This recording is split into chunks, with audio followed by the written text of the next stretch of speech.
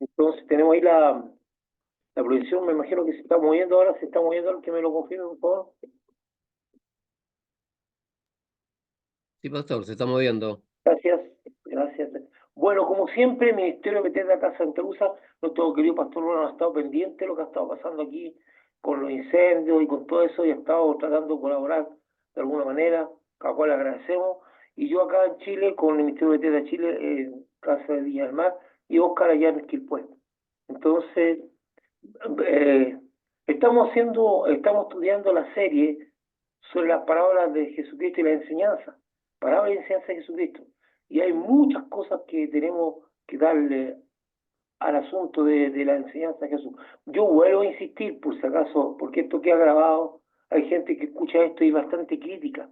No pretendo, ni el hermano Luis cuando hace una enseñanza, ni yo, ni cualquiera que haga una enseñanza, pretendemos agotar el texto diciendo, no, sacamos lo que hay gente que dirá, no, pero no dijo esto, o no abarcó esto. Hay muchas cosas que a lo mejor no vamos a abarcar, porque la palabra de Dios es muy rica en muchos aspectos, pero estamos tomando un aspecto.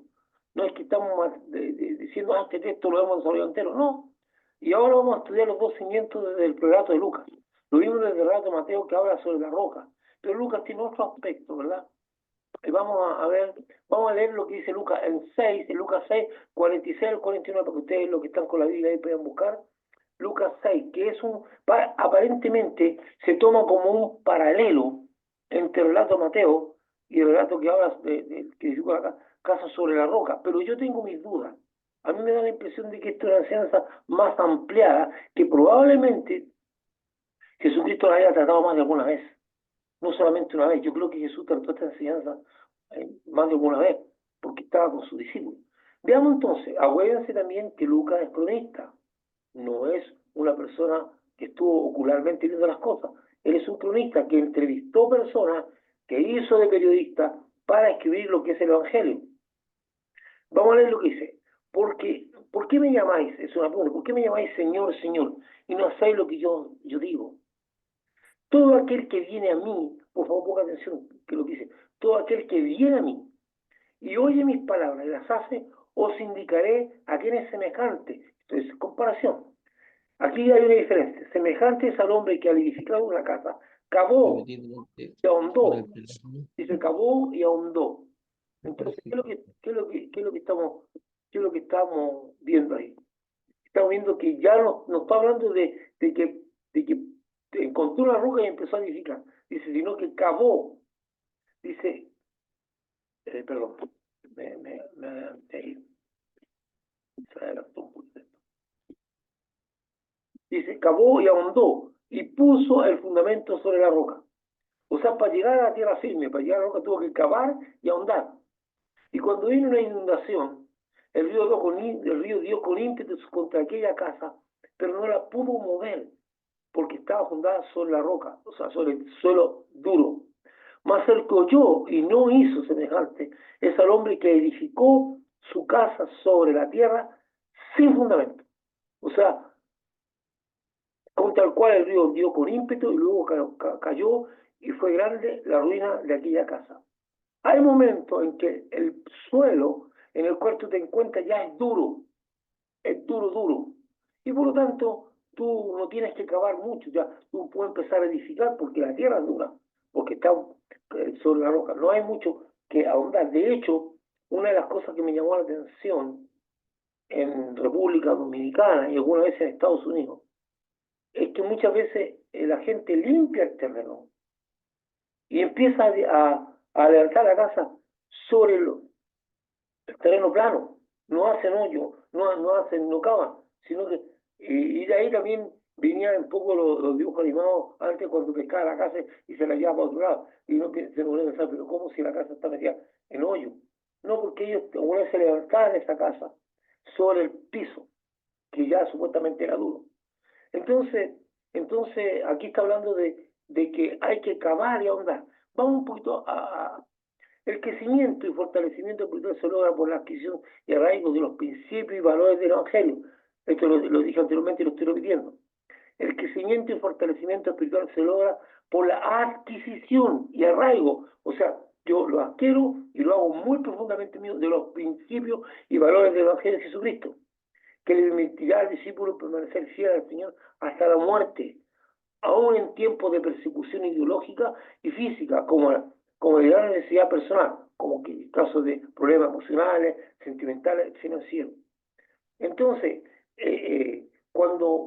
si nosotros queremos estar fortalecidos espiritualmente, necesitamos adquirir y estar arraigados a los principios de Jesucristo, del Evangelio.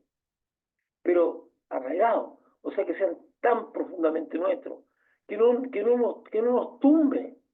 Porque este último tiempo, para algunos creyentes, las prácticas homosexuales no estoy hablando ni siquiera de lo homosexual, estoy hablando de las prácticas homosexuales, era algo que se era considerado contrario a Dios, porque la Biblia lo dice, pero algunos creyentes ahora, con todo este vaivén ideológico que hay, y que ya ha llegado a la iglesia, lo consideran una posibilidad. Es que la palabra de Dios, ¿por qué? Porque no hay arraigo en los principios y las creencias. Ahí no se trata de ser religioso, se trata de decir que los principios son principios y la palabra de Dios no cambia y la palabra de Dios es inmutable en cuanto cuando la Biblia dice no matarás, es que ahora sí se puede, no, es un mandamiento, ¿verdad? Cuando la Biblia dice no codiciarás a la mujer de tu prójimo, es que eso es así. O sea, lo es antes y lo es siempre. O sea, es una palabra que está ahí. No, pero es que ahora las cosas son distintas. Para la gente común del mundo o de que está sin Dios, las cosas pueden ser así. Puede ser que esas personas no tengan problemas en practicar el adulterio, pero para nosotros el adulterio no es una opción.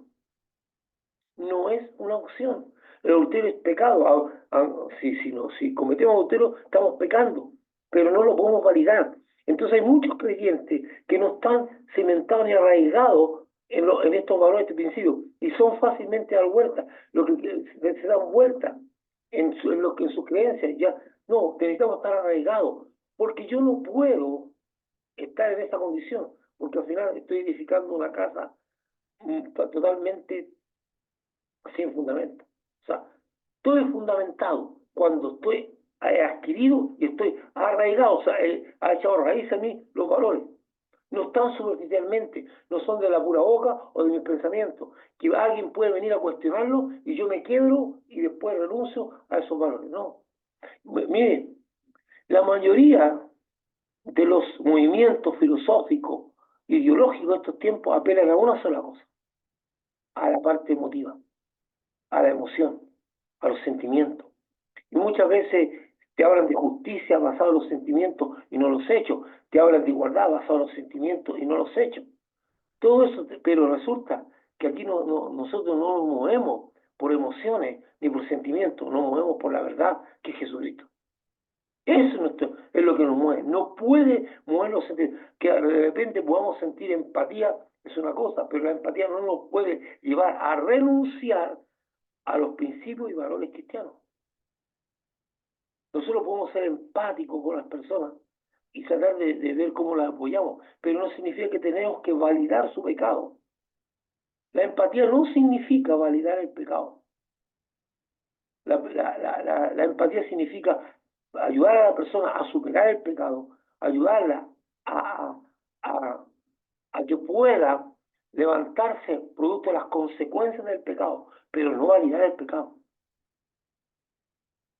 Y este último tiempo hay creyentes que por una cuestión de emociones y una cuestión de sentimientos terminan validando el pecado. Pobrecito, pobrecita, ¿qué culpa tiene? Porque no, aquí no se trata de culpa.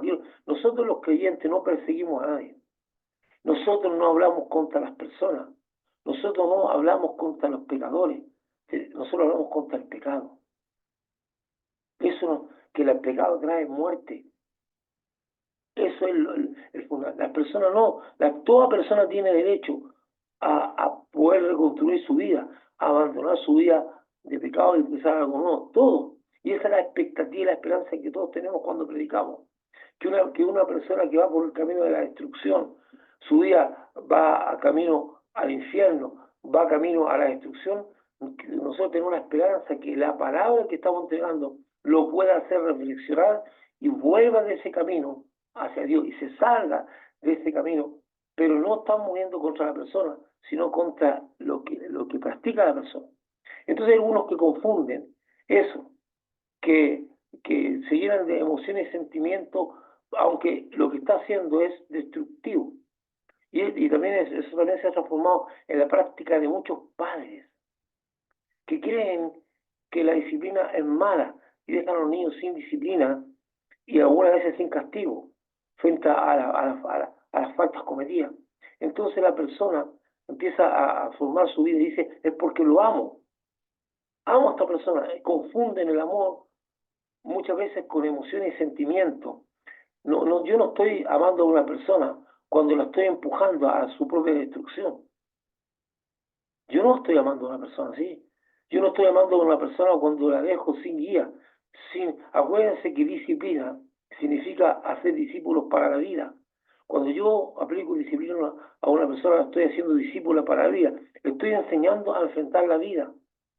Cuando en mi vida no ha habido una guía disciplinaria, ya sea de una persona mayor, de padre, maestro, o cualquiera que esté en la autoridad sobre mí, yo tengo que enfrentar que mi vida sin disciplina me trae consecuencias y por lo tanto, ya siendo un hombre adulto o una mujer adulta, debo esforzarme por cambiar la disciplina que no tuve por la autodisciplina, que es mucho más difícil.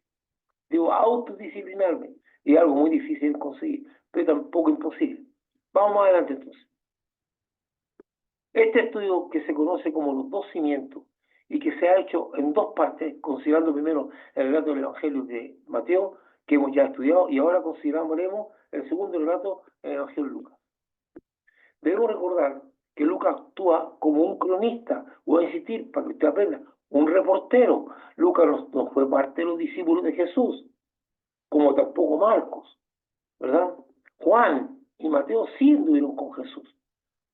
Pero Lucas era un hombre que fue impactado, aparentemente fue muy impactado por Pablo, porque era médico, y fue médico de Pablo, y fue compañero de milicia de Pablo, fue impactado por el Evangelio, llegó a una conversión como médico y se interesó en la historia tanto de la vida de Jesús como de la iglesia primitiva. Escribió dos libros muy importantes, agradecido a Dios estamos. Es el único escritor bíblico que no es judío y que es parte de los libros de la Biblia, de los que escribió en la Biblia, del canon bíblico, a través del libro de Lucas, del Evangelio de Lucas, y a través del libro de los Hechos, que son de tremenda bendición, porque él no hace principalmente comentarios personales ni apreciaciones personales, porque tampoco tiene una herencia judía que pueda comentar, como lo hace Mateo, que hace referencia a los textos pasados, o lo hace Juan cuando hace una referencia a las creencias judías. Bueno, en este caso Lucas hace un análisis muy interesante y le agradecemos. Entonces, que él no es judío y que la información de vida de Jesucristo la obtiene al escuchar testimonios de testigos oculares que estaban presentes viendo los hechos y escuchando las palabras de Jesús. Ministerio, muerte y resurrección de Jesús. En cambio, Mateo es un testigo ocular de los hechos.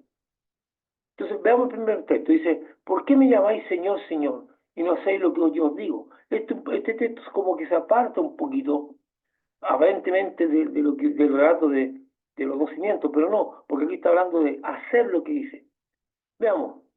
La palabra Señor en nuestra cultura se usa principalmente como una palabra de reconocimiento y de respeto para referirse principalmente a personas mayores o que se anteponen al apellido.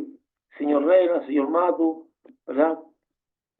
Y también se lleva a la parte de señora.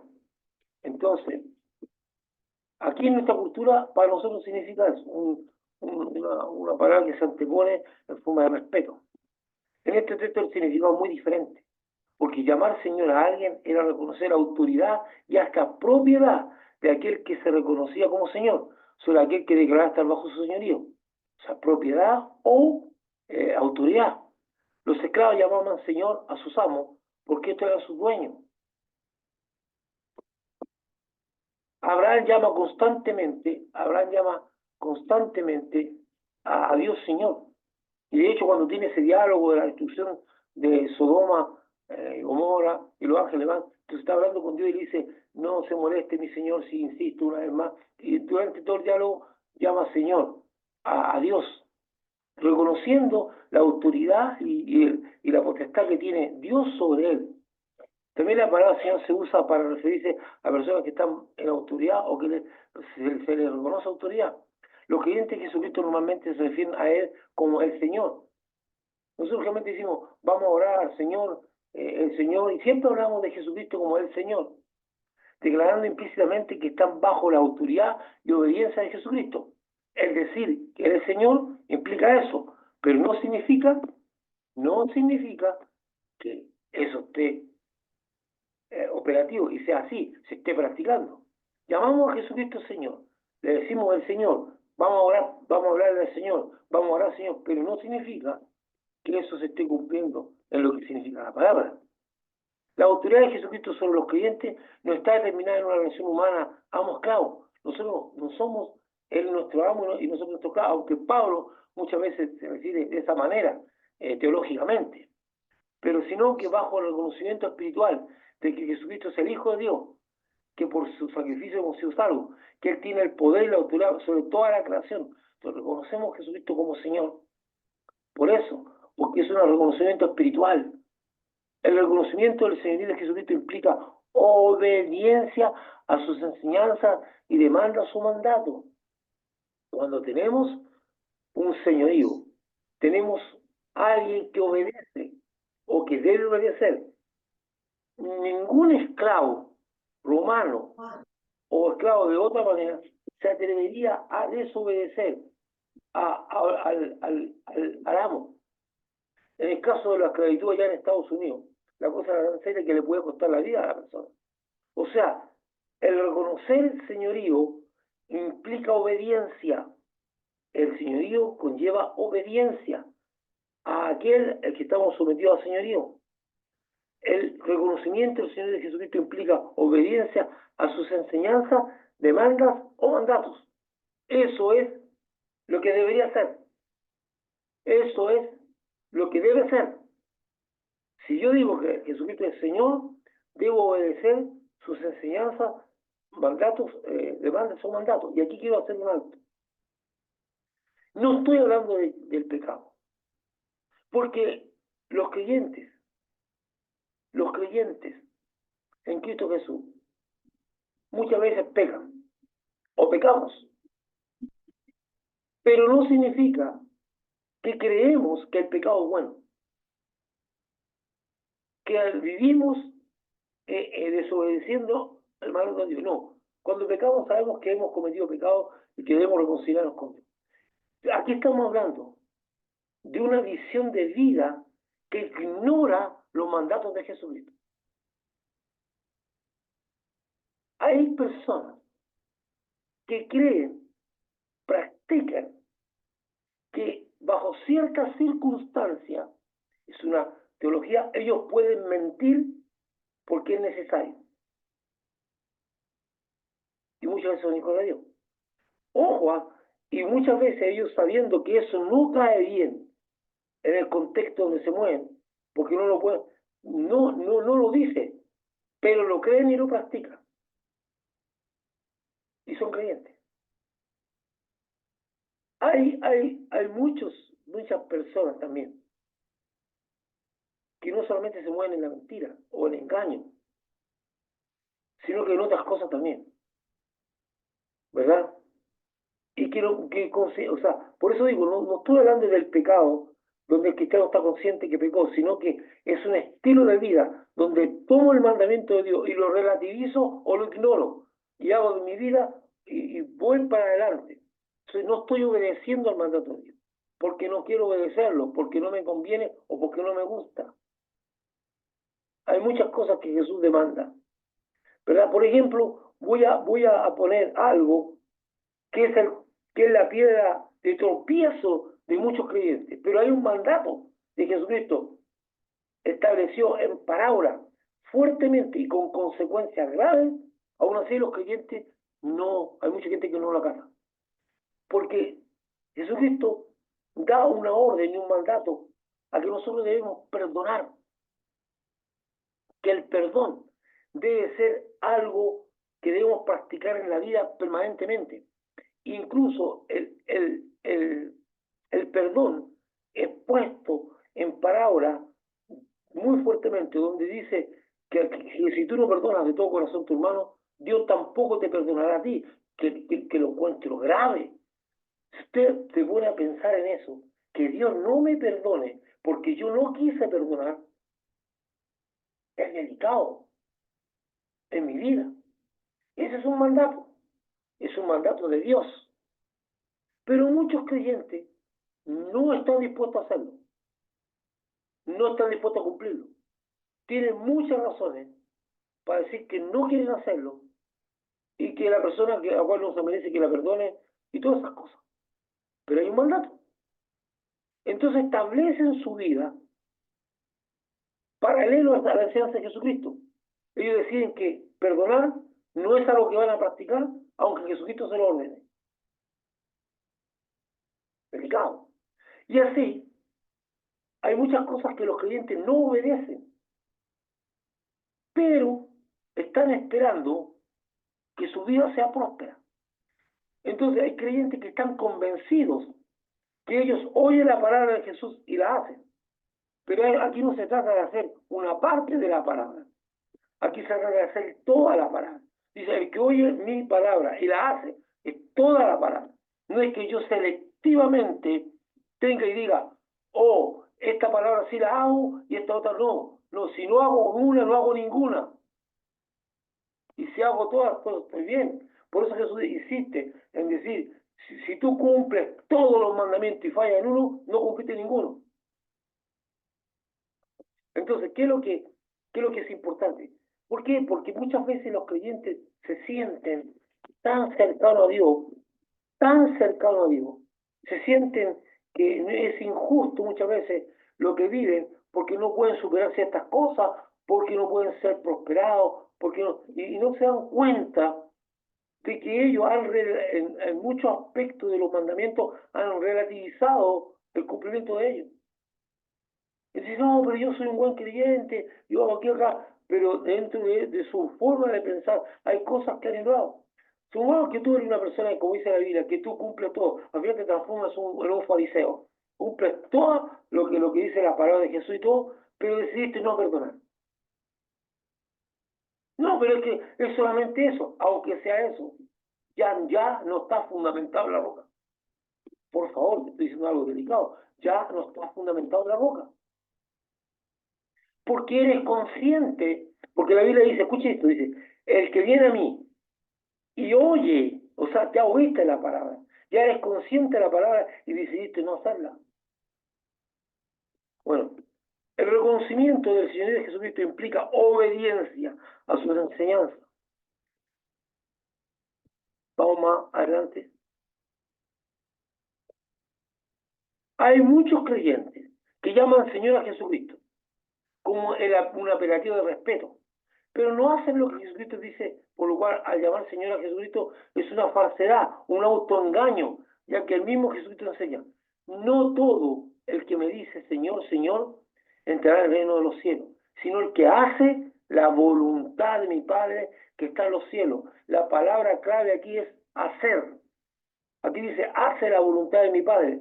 Y Jesús dice, el que oye mi palabra y la hace. O sea, hacer es una acción. No es solamente una contemplación, es una acción. Si usted realmente quiere ser bendecido y realmente quiere ver bendición y fuerza, usted tiene que hacer la palabra de Dios. Yo tengo que hacer la palabra. No podemos, eso cuesta mucho a que entre en el corazón y en la mente de los creyentes, porque hay muchas cosas que relativizan con respecto a hacer. Estoy hablando de que muchos creyentes aún creen que la mentira es una opción, y la Biblia dice que la mentira es del diablo, no es de Dios.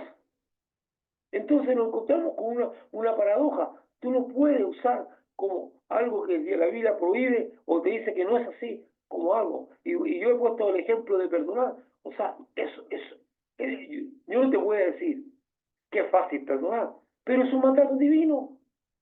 No es que tú quieras o no quieras, es un mandato de Dios.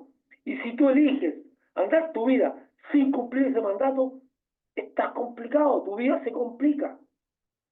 Aunque tú digas, pero yo cumplo todo el resto. Es que no es así. El que oye mi palabra las hace. Entonces, dice, no todo el que dice Señor, Señor, entrará en los cielos, sino el que hace la voluntad de mi Padre que está en los cielos. Hacer el punto, ¿verdad? Entonces, volvamos, porque Jesús plantea esto antes de venir ahora sobre los cimientos. Dice, ¿por qué me llamas? Y no hace, hacer. Y ahora dice, todo aquel que viene a mí y oye mis palabras y las hace. O sea, nuevamente oí la palabra y las hace. Os indicaré quién es semejante.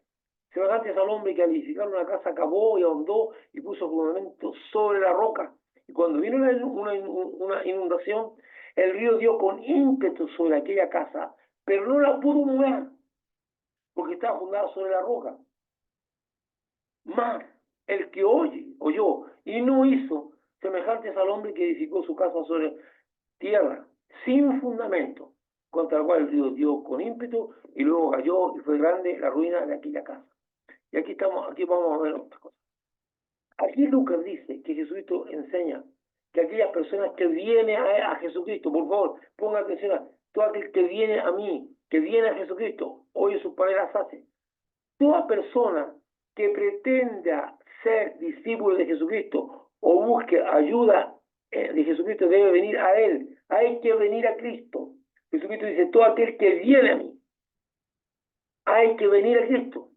Hay muchos creyentes que movidos por los sentimientos o buenos deseos hacia una persona que está necesitada, hacen de intermediario en oración o pedir oración a favor de dicha persona, aunque esta persona muchas veces no manifiesta interés por conocer a Jesucristo. No está ni ahí con Cristo, pero insisten en pedir oración. Más aún, a veces quieren forzar a los pastores o líderes a visitar y evangelizar a tales personas. Hermano, no hay fruto, no hay provecho. Sus emociones y sentimientos pueden ser muy loables porque usted ve a un necesitado, pero si ese necesitado no siente interés por venir a Cristo, nada sirve. Y algunas veces nos tienen orando por personas que no están ni ahí con el Señor. Hermano, la única manera de llegar a Dios es a través de Jesucristo. En el único que hay salvación, en el único que hay sanidad, es en Jesucristo. Y si una persona no tiene a Cristo, no tiene nada. Aunque todo el pueblo de Dios se mueva en intercesión, si esa persona no tiene a Cristo, no hay nada. Usted lee los evangelios y usted se va a encontrar con que las personas fueron a Cristo, como la mujer que tocó el manto de Jesús, como el ciego que gritaba para que lo llevaran a Jesús. Nosotros podemos acompañar a la persona en este encuentro con Jesucristo, como lo hicieron aquellos 4 hombres que llevaron la camilla y la sacaron por el techo, pero el hombre fue a Jesucristo, él tenía que ir a Jesucristo. Y si ese hombre no hubiese querido, no lo hubiesen podido llevar en la camilla, nosotros podemos ayudar a que la gente se encuentre con Cristo, pero no podemos obviar el encuentro con Cristo. Cada persona que requiere de Jesucristo tiene que encontrarse con Cristo. Entonces Jesús dice, el que viene a mí, o sea, nosotros no podemos obviar que la persona tiene que encontrarse con Cristo. Entonces yo digo, hay mucha gente que está muy por los sentimientos, mire que esta persona está tan necesitada, la está pasando mal, pero esa persona no está ni ahí con Dios, no está ni ahí con Cristo.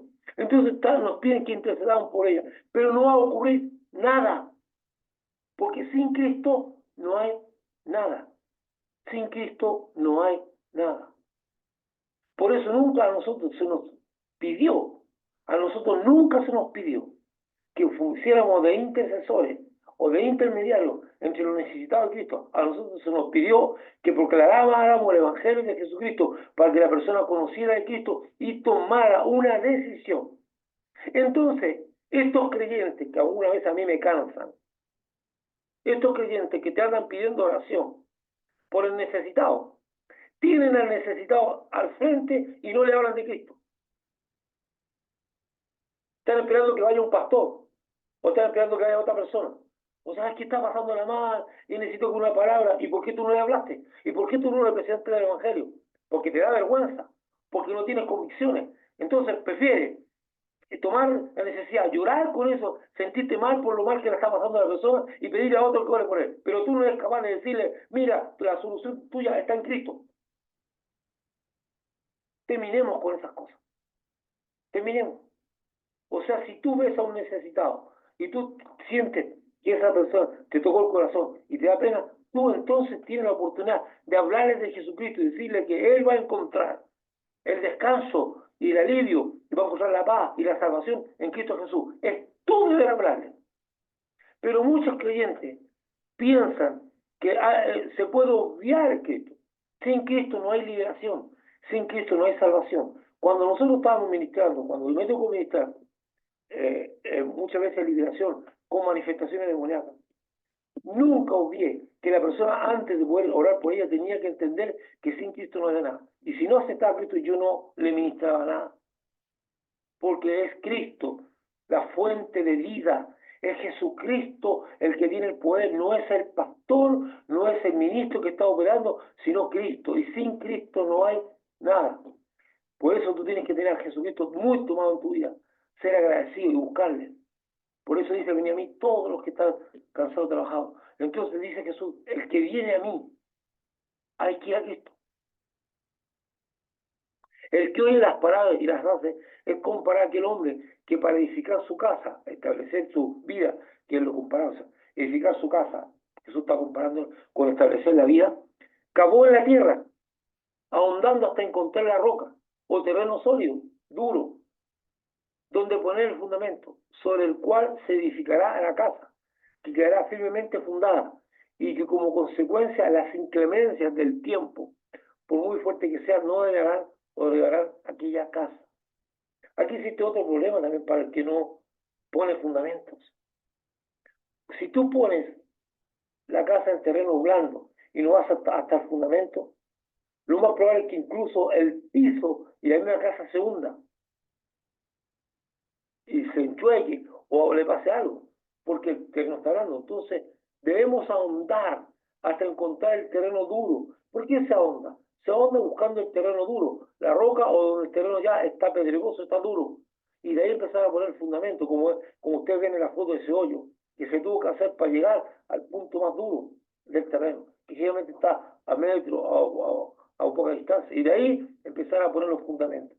Entonces, hay que ahondar. En el caso del relato de Mateo, dice que edificó su casa sobre la roca. O sea, no habla de que estuvo ahondando, pero esto es un trabajo. ¿Qué significará cavar y ahondar? El hombre que profundiza en el conocimiento y la enseñanza de Jesucristo y luego la pone en práctica, entonces, conocer y profundizar. Es bueno meditar en la enseñanza de Jesús. Si tú tienes problemas con el perdonar, medita, lee la palabra del Señor, sigue la enseñanza. ¿Por qué Él te está pidiendo eso? ¿Qué beneficio trae para tu vida? Y todas esas cosas. Y después practícalo. El hombre que profundiza en el conocimiento y la enseñanza de Jesucristo es como aquel que está cavando, buscando fundamentos, y luego lo pone en práctica. Ninguna adversidad al hombre que profundiza en el conocimiento y la enseñanza de Jesucristo y luego la pone en práctica, ninguna adversidad, por más terrible que sea, lo destruirá o lo dejará vegetando en vida, sino que permanecerá firme ante la adversidad y mantendrá una vida de fruto. Mire, hermano, a ver, una persona que no tiene fundamento y ha sido golpeada, tú dices, bueno, que se le murió una persona muy querida, muy cercana, o quedó en la ruina, o tuvo un accidente. No, pero eso pasa y la gente sigue viviendo, todos van a seguir viviendo. ¿Es verdad? Probablemente esa persona no se suicida, siga viviendo, pero ¿cómo sigue viviendo?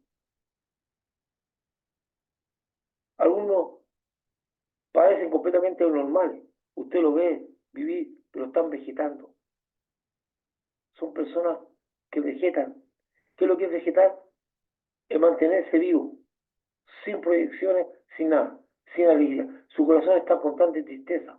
Están vegetando, porque el golpe fue duro y no se levantaron. Eso es una casa arruinada. Aquel que queda en estado de vegetal, entre comillas, no estoy hablando de vegetal físico, no estoy hablando de que quedó con su mente en estado, no estoy hablando de que su alma quedó vegetal, fue destruido, cayó. Se levanta, tú lo ves haciendo la vida normal, come, hace la cama, sale a comprar, todo lo que hace cualquier persona, pero vegeta. No tiene su alma golpeada y derribada. Entonces, al hombre que profundiza en el conocimiento de la enseñanza de Jesucristo y luego la pone en práctica, ninguna adversidad, por más terrible que sea, lo destruirá o lo dejará vegetando en vida, sino que permanecerá firme ante la adversidad y mantendrá una vida de fruto. Eso produce el edificar la casa sobre la roca, sobre el fundamento, sobre las enseñanzas de Jesucristo. Oír la palabra de Jesús y practicarla produce este efecto, que la adversidad no te destruirá y tú permanecerás firme y tu casa quedará y no quedarás en estado de estar vegetando. También existen personas que vienen a Jesucristo, que oyen su palabra y no la hacen, no las ponen en práctica, que lamentablemente es el caso de muchos creyentes. Muchos creyentes hacen eso. Oyen la palabra, pero no la hacen. Algunas veces van a la iglesia, escuchan mensajes que son tremendamente para ellos, tremendamente impactantes, quedan muy tocados en sus emociones y sentimientos, muy tocados, pero no pasan de eso. Salen tocados y con la idea de que su vida va a cambiar, pero ahí se requiere algo más que eso, se requiere una convicción de decir: yo oigo la palabra de Dios y la voy a poner en práctica, pase lo que pase. Y me apresuro a ponerla en práctica. No, esas personas la lloran, son tocados, se emocionan y todo eso, pero no pasan de ahí. No pasan, no tienen un plan de decir: yo esto voy a empezar a cambiar esto en mi vida. Dejo esto, hago acá y empiezo a practicar esta palabra. No lo hacen. Solamente son tocados sus emociones. Y ahora, hay muchos creyentes también que sí la ponen en práctica, pero son los menos.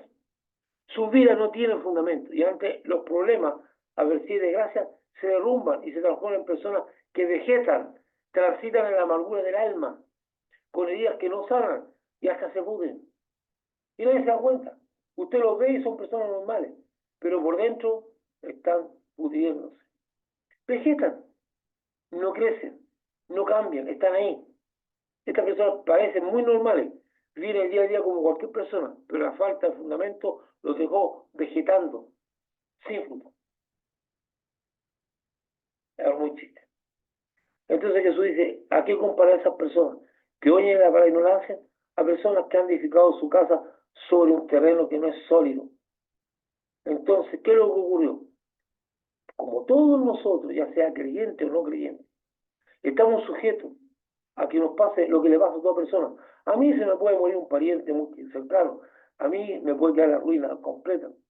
Yo puedo adquirir una enfermedad gravísima, como el caso que me pasó, y otras cosas que me pueden ocurrir en la vida, que le pasan a toda persona. Como a muchos creyentes, con estos incendios se les quemó la casa. Ah, pero ¿por qué era creyente? También yo he hecho milagros con algunos que se les quemó la casa, pero a algunos se les quemó. Eran creyentes más malos o menos malos. No, son cosas de la vida. A mí también me han robado como le han robado a toda persona. O a otras personas. A vos hay gente que nunca le han robado, pero a mí me han robado. Ah, pero tú eres un hijo de Dios. Sí, pero estoy sujeto a que salga el sol sobre bueno y malo y yo a ser justo e injusto. O sea, las cosas que le pasan a las demás personas me pueden pasar a mí. No soy una persona ajena a vivir las cosas que pasan a todas las personas. Pero ¿qué diferencia tengo? Que al vivir fundamentado en la palabra de Dios, mi vida no se derrumba. La casa no se cae. Por muy dura que haya sido la inclemencia del tiempo, por muy dura que haya sido la cosa, no se derrumba. Usted, como hijo de Dios, va a vivir cosas que viven todas las personas. No es un privilegiado, porque Jesús lo dijo, ya lo dijo.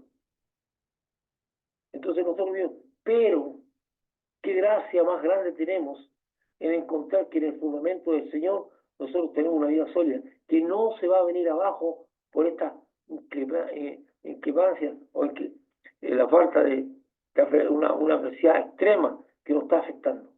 No nos ha dañado. Pero ¿qué pasa con la persona que no pone en práctica la palabra? Como dijo, su vida se derrumba, su casa no está fundamentada, entonces el golpe fue fuerte y demasiado fuerte. Y yo conozco muchas personas, por ejemplo, por la muerte de un hijo, usted las ve de repente normal y todo, pero nunca han superado nada, están vegetando, porque nunca se recuperaron, porque no había fundamento en su vida, el golpe fue muy grande y la casa se cayó y se vino abajo. O sea, no estoy diciendo que ser muy rico es fácil, no, pero para el que está fundamentado en la roca, eso se supera, el golpe es fuerte, pero se supera y la vida sigue llena de esperanza y de proyecciones, porque está fundamentado en la roca. Es un ejemplo que usted pone. Hay personas también que han vivido la ruina económica y eso los ha matado. De vivir un estilo de vida de una manera a pasar a vivir un estilo de otra, le afecta mucho y quedan derribados, porque después de vivir la opulencia, quedaron en la ruina total y no tienen ni siquiera dónde alojar, dónde vivir, nada, nada. Y eso es un golpe muy fuerte, ¿no? Y quedan ahí postrados, no se levantan más y algunos terminan viviendo en la calle como indigentes, porque no se levantan, el golpe fue muy duro. Aunque tienen las capacidades que Dios les dio para volver a levantarse, no se levantan porque no estaban fundados sobre la roca, su vida. Y así hay muchos otros ejemplos más. Entonces yo quiero ahora eh, poner un poquito de fin a esto que hemos terminado de explicar la segunda parte o la forma en que hemos proyectado esto como una segunda parte, ¿verdad? De los dos cimientos, mirado ahora desde el punto de vista de Lucas.